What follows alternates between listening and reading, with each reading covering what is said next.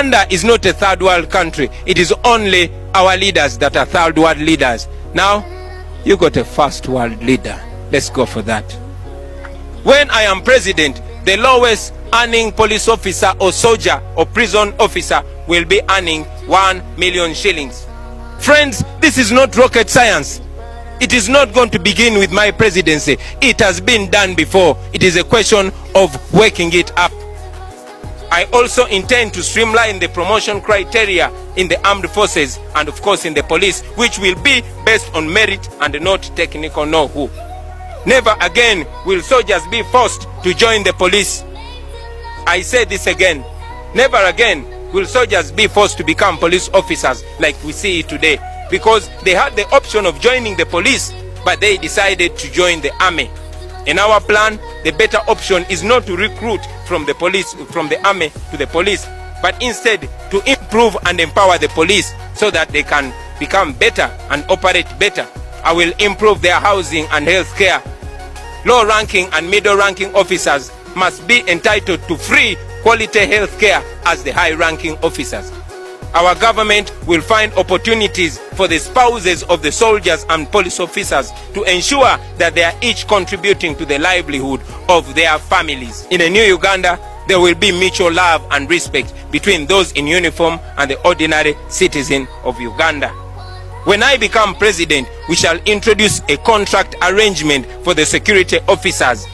In other countries, one can serve in the military and after some time they resign when they are still young, and of course they resign with a better retirement package.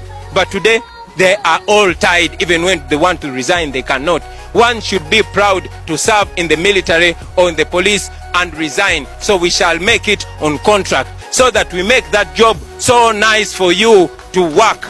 In the new Uganda, there will be access to affordable quality health care for all Ugandans, and this will be priority in terms of budgetary allocations. Effective supervision, of course, will be there, but health can be fixed. I'm not here to preach as a professor or a very experienced person in health, in the health sector, but I want to tell you, only following the Abuja Declaration of raising the budgetary allocation to 15% of the national budget, we are going to have a perfect healthcare system. And yes, we will do it. Agriculture. Well, agriculture remains the backbone of our economy, and even if it is being disrespected and given no attention, our government intends to zone this country and ensure that each zone has a cash crop and a food crop. When I was growing up, every region of this country had a cash crop and a food crop. We don't have that anymore. Why? Because the regime has different priorities, among which, or number one of which, is retaining power. But when I'm president, you are going to see that with your own eyes. And yes, we shall ensure access to proper input and promote good agricultural practices and of course value addition. We shall revamp coffee production, because when I was growing up, coffee production is what put us on the world map.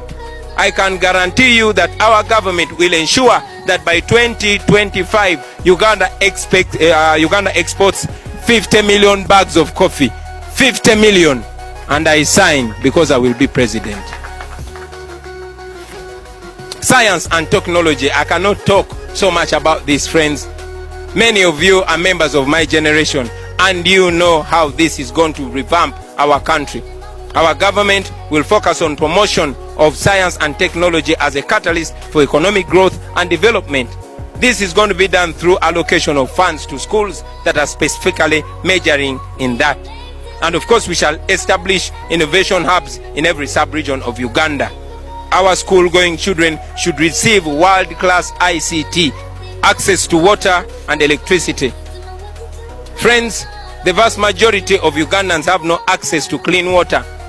But our government is going to ensure that every household in Uganda has access to clean water. In terms of power supply, we shall ensure that more households are connected to the power grid. However, we shall also pursue a deliberate policy of ensuring that households in rural areas have access to solar power. This can be done, and this will be done.